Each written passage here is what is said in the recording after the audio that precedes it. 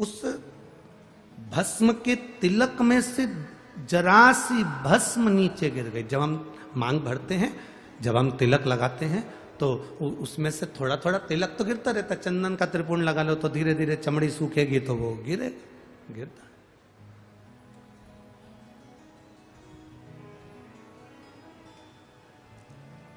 कितना महत्व है वो। कुंभीपाक नरक में भी बैकुंठ प्रकट कर देता है। बैकुंठ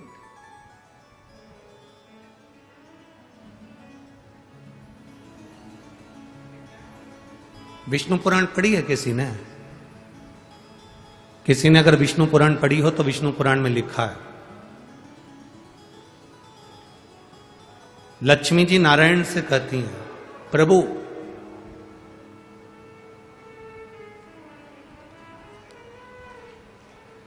संसार में इतने सारे साधु सन्यासी तपस्वी साधक उपासक भजन करने वाले तप करने वाले सब मरते हैं, प्राण छूटते हैं। सबके जो आया है मृत्यु लोक में उसको जाना है।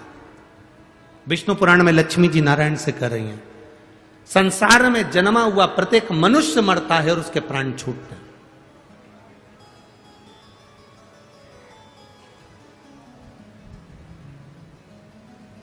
पापी भी मरता है, पुण्य वाला भी मरता है।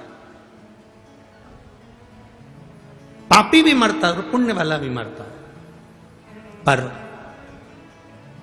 दुनिया में दीपावली तो हर साल मनाई जाती है। लक्ष्मी जी भगवान नारायण से पूछती हैं कि बैकुंठ में दीपावली कब मनाई जाती है? तो नारायण कहते हैं, जब कोई शंकर का भक्त शिव की आराधना करते करते जल चढ़ाने के बाद मेरे पास पहुंचता है, तब बैकुंठ में दिवाली मनाई। उसका कारण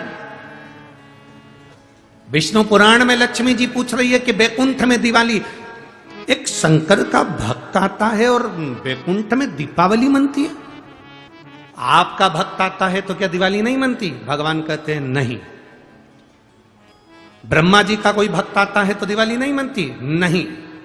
पर शंकर का कोई भक्त प्राण छोड़ने के बाद जब आता है तो बैकुंठ में दिवाली मनती है।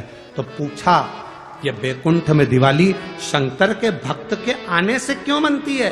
तो भगवान नारायण कहते हैं, शिव का भक्त जब हमारे पास में आता है, उसके शरीर के तरंगों में, उसके शरीर, उसकी आत्मा के रोमावली में, उसके जीव के भीतर उसने इतना शंकर का जल चढ़ाया होता है, इतना शंकर का त्रिपुंड लगाया होता है, शंकर के जल को अपने मस्तक पर चढ़ाया होता है, आज्ञा चक्र पर लगाया होता है, शंकर के जल को उसने पिया हुआ होता है, शंकर के जल को चढ़ा चढ़ाकर उसकी एक एक हृदय की रोमावली में, उसके हृदय के अंदर शिव ऐसा समा जाता है कि वो जीव जब बैकुंठ में आता है तो 33 कोटि देवी देवता उस जीव की आत्मा की तरंग से बैकुंठ का फल प्राप्त कर लेते हैं। इतना आनंद की अनुभूति शिव के भक्त से होती है।